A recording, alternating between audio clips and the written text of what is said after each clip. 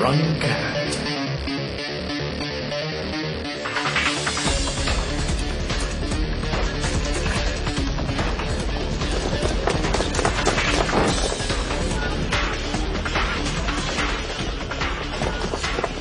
Pagpatuloy lang natin ang pagsalakay sa lungsod.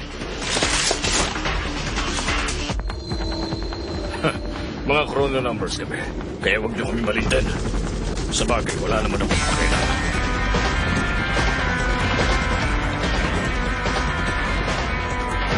Itiwan mo siya! Pakuwalan mo si Green! Pasensya ka. Pero huli na lahat ngayon. Ipapakita ko sa inyo kung paano lumaban ng chrono numbers!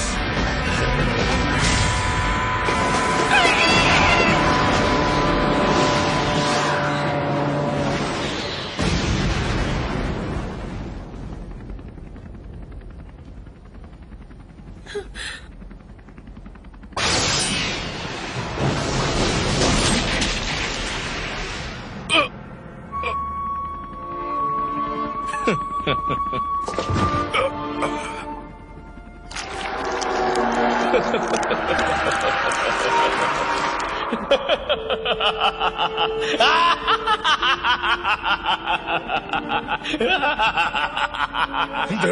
Imposible! Panoorin niyo kung paano kami lumaban. Humanda kayo! Ah!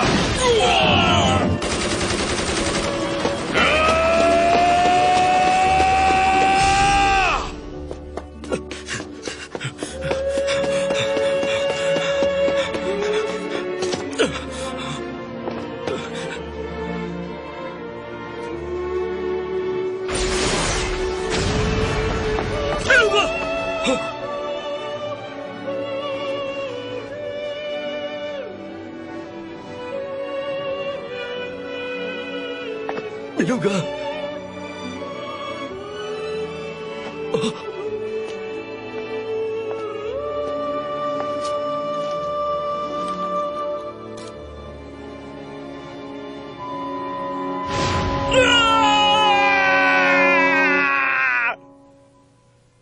Hanggang sa mga oras na to, patuloy pa rin ang grupong Apostles of the Stars sa ginagawa nilang pag-atake sa buong syudad. Ngayon, ipapakita namin sa inyo ang isang special video clip na mula mismo sa nasabing grupo. Ang videong ito ay binigay ng grupo sa mga kasapi ng media para ipalabas sa buong mundo. Narito po ang video. Kumusta? Ako nga pala si Creed Discan, leader ng Apostles of the Stars. Ginawa namin ang video ito para ipaalam sa inyong katotohanan tungkol sa hinaharap ng mundo. Ang mapait na katotohanan na ginagawa ng pag-aari ng Kronos ang buong sangkatauhan.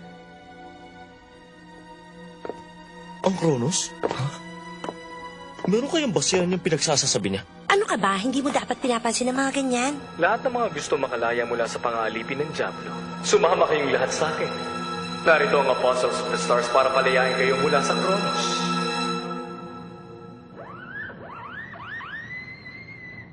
Tatanungin ko kayo sa huling pagkakataon. Nasaan si Chrono number 1? Di namin kailangan sagutin yan! Isa ka ba sa Apostles of the Stars? Hindi na sa ngayon. Isa na lang ako sa mga merong matinding galit sa grupong Kronos.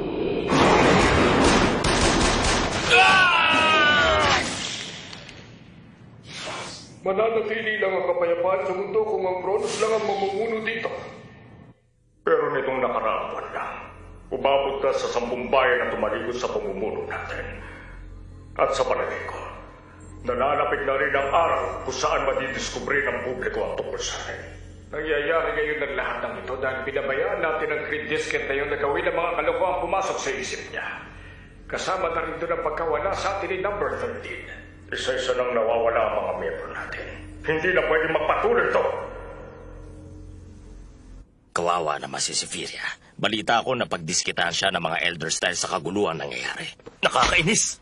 Kung napas lang na sana natin si Creed, siguro sa ngayon, buhay pa sila Beluga.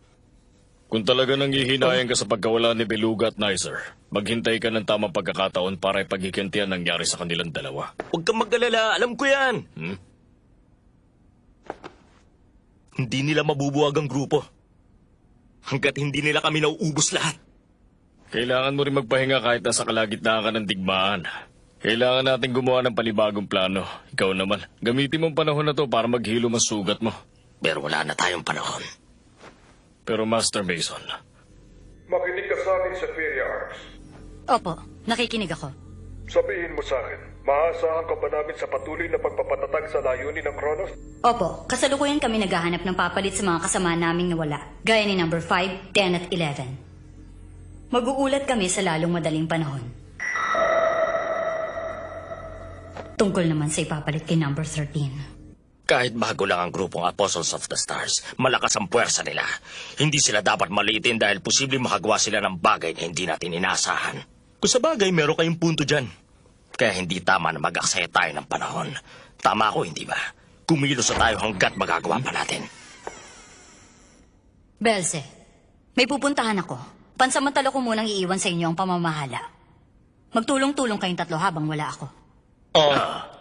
pwede ba namin malaman kung anong binabalak mong gawin? Sabihin mo na si Firia.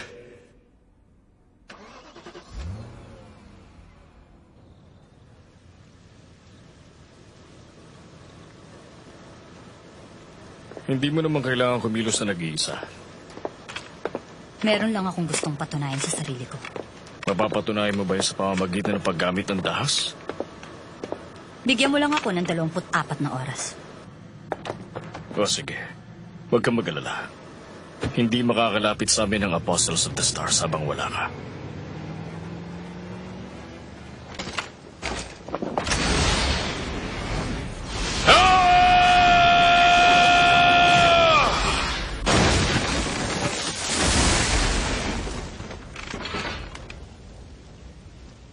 Nagawa niyang tumakas.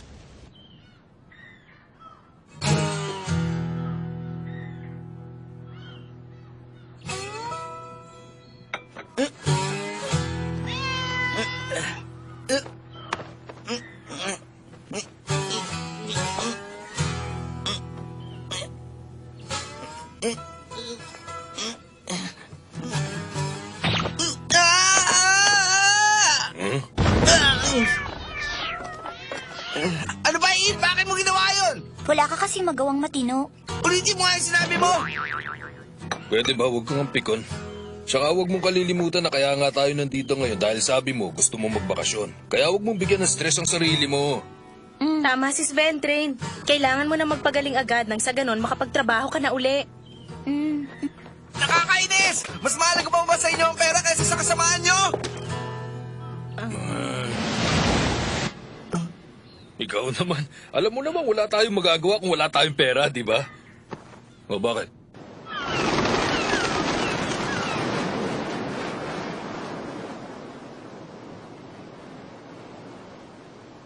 Wala. Huwag mo akong pansinin.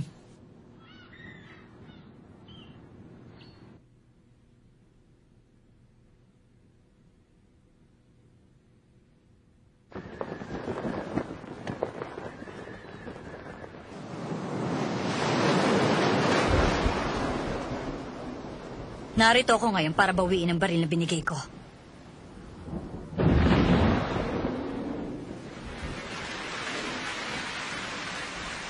Akin na to, hindi ba? Kaya bakit ko naman to isusoli? Inuutusan kitang ibalik sa akin ang baril na yun. Ngayon din.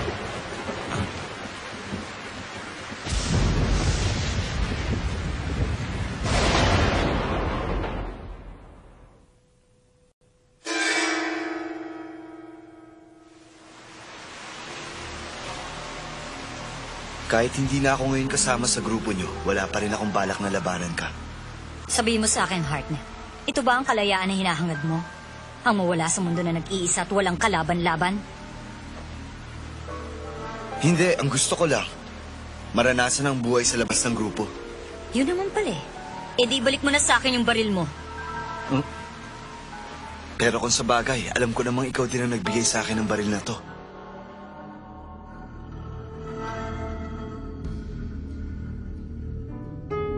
Magtulungan tayo sa pakikipaglaban.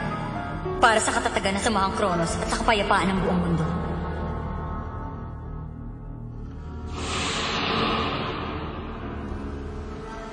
Isang kagamitan sa pagpaslang ng tawang baril. At dahil nangako kang hindi ka na muling kikitil ng buhay, nararapat lang na ibalik mo na yon. Oo nga, alam ko yan. Pero marami pa akong paggagamitan ng baril na to. Kasing dami ng mga buhay na nawala ng dahil sa kagagawan ko. Nakakalungkot. Pero mukhang kakailanganin pa yata kitang daanin sa puwersa.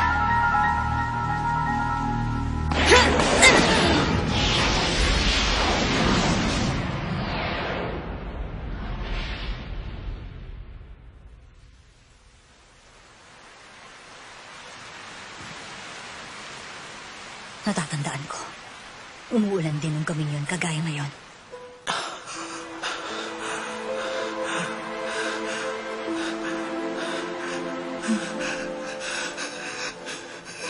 Anong nangyari?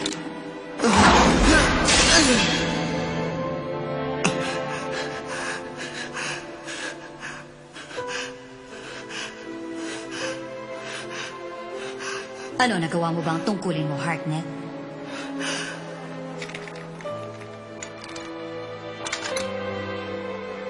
Alam mo, Hartnett, naiintindihan ko ang nararamdaman mo ngayon. Pero darating din ang panahon na masasanay ka na sa tungkulin mo. Pero huwag mong kalilimutan ang pakiramdam. Ang pakiramdam ng unang beses kang kumitil ng buhay. Tandaan mo, ginagampanan lang natin ang katungkulan natin. At ginagawa natin to alang-alang sa katatagan ng Kronos. Pero sa kabila nun, hindi mo pa rin dapat kalimutan ang pakiramdam kung gaano kasama ang kumitil ng buhay ng isang tao.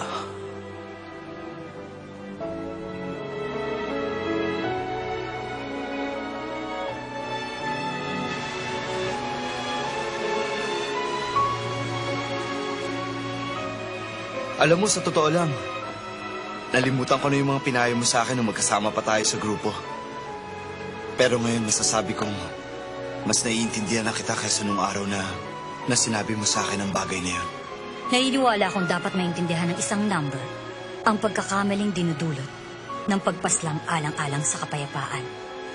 Malabong mangyari, Safiria. Kung lagi ka nasa taas, hindi mo dadanasin ang buhay sa baba.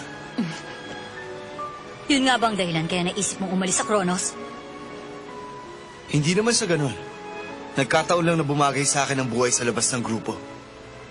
Magtatapat ako sa iyo, Hartnett. Yung tinutukoy ko mga taong hindi nauunawaan ang lagim ng pagkitil ng buhay ng kapwa niya. Isa ako sa mga taong yun.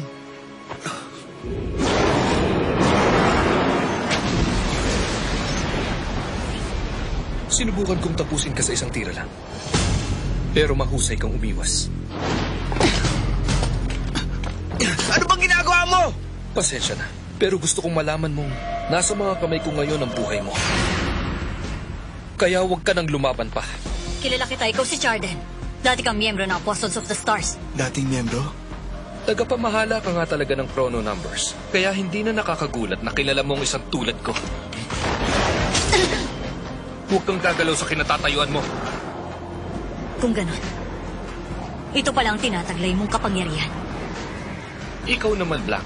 Wala sa plano kong kalabanin ka ngayon. Kaya mas makabubuti siguro kung umalis ka na sa lugar na ito ngayon din. Kung totoong umalis ka na sa dati mong grupo, bakit kailangan mo pang tapusin si Safiria? Sandali lang. Bakit mo naman tinatanong yan? Alam mo na ang sagot, hindi ba? Anong ibig mong sabihin? Alam mong hindi tama ang ginagawang pangangasiwa ng Kronos sa mundo. At yon ang dahilan kaya ka umalis sa grupong yon, hindi ba? Kung yun ang pagkakaalam mo, hindi pala naiiba ang Kronos sa Apostles of the Stars. May punto ka dyan. Kung tutuusin, pareho lang tayo ng rason sa pag-alis sa mga grupo natin. Kaya nga alam kong nauunawaan mo kung ano man ang kailangan kong gawin sa oras na ito. Pasensya na, pero hindi kita nauunawaan. Sayang pala kung ganon. Sugod!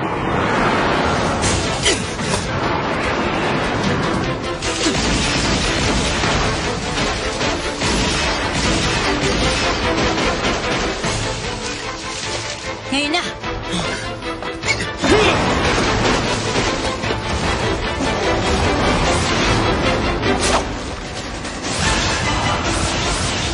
Naiiwasan yung mga tira ko!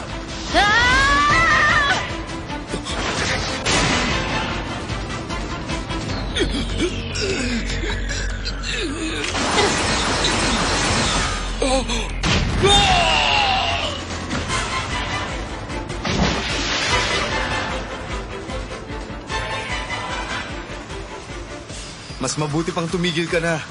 Hindi mo magagawa itumba si Safiria. Masyadong malakas ang Kronos. Seryoso ka ba talaga sa binabalak mong kalabanin ng Kronos kahit nag-iisa ka lang? Isa akong kriminal na pumapas lang ng tao. Siguro nga, isa lang ako langgam na kumakalaban sa higante. Pero matatalo ko ang higante kung sa puso ko siya titirahin. Wala na akong magagawa pa. Kailangan ko ng tirisin ng langgam. Huwag mong gagawin yan, Safiria. Laban naming dalawa to, Hartnett. Kaya mas mabuti pang huwag ka nang makialam. Kumanda ka! Hindi ako papayag na Kronos ang maghari sa mundo, kaya tatapusin na kita! Hindi mo ako kaya.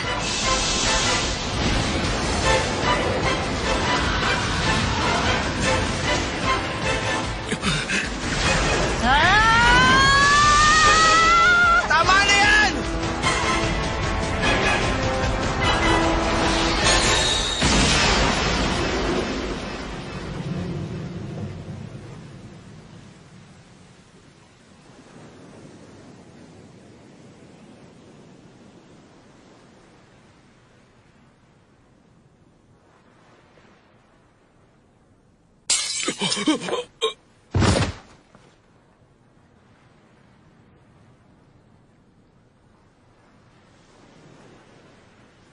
Hindi ako makakapayag na pastangin ng Kronos at Apostles of the Stars ang isa't isa.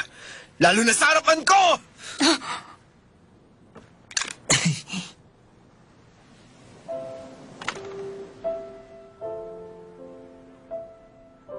Kung ganon, ito pala ang laban na pinaglalaban mo ng mag-isa. Tama ba, Hartnett? Marami pang pwedeng paggamitan ng baril bukod sa pagpaslang. Yun ang bagay na tinuro sa akin ng matalik kong kaibigan. Anong sabi mo, matalik mong kaibigan?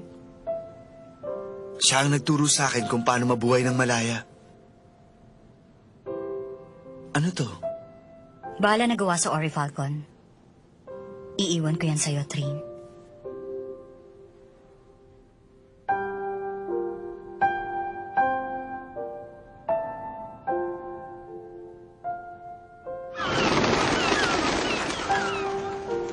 Hartnett, bahala ka na kung saan mo gagamitin ang balang yan. Ipinauubaya ko na yan sa'yo. Pero si Firia... Napakahina ko naman. Tumakas na nga lang ako mula sa grupo. Tapos na isang Kronos, hindi ko pa magawang tapusin. Pero...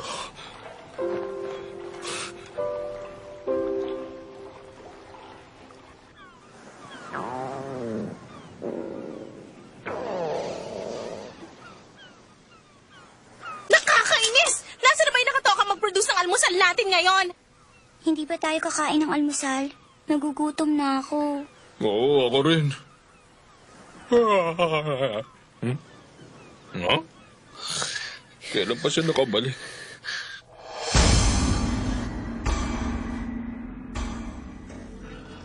Jeros, kailan pa tayo huli nagtipon na kumpleto tayo? Matagal na. Kaya nga mukhang importante ang gagawin natin ngayon. Importante pala. Kung importante gagawin natin ngayon, nasan si number 6? Bakit wala pa siya? Huwag kang mag-alala. Alam namin ni Safiria kung nasan siya ngayon at kung anong ginagawa. Kung ganun pala, solo flight na naman siya ngayon, ha? Ayos din siya. Li Xiaoli, ikaw ang pinakabagong kasapi ng grupo. Bilang tanda na pagsapi mo sa samahan, ibinibigay ko sa iyo itong tela na gawa sa Ori Falcon. Sagradong telang to, kaya pag-ingatan mo. Magtulungan tayo sa pakikipaglaban. Alang-alang sa katatagan ng Kronos at sa kapayapaan ng mundo. Oo, gagawin ko lahat para makatulong sa inyo.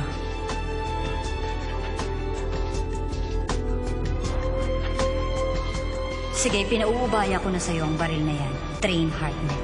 Pero habang ikaw may hawak sa baril na yan, kailangan mo ipaglaban kung ano man ang pinaninindigan mo para malaman ko kung karapat-dapat ka dyan. Oo, naiintindihan ko.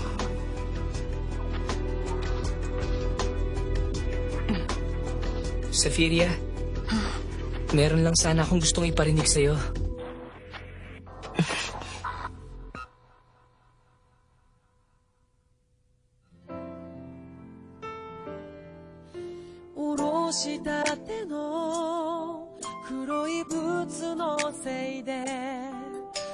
靴ずれした右足休めて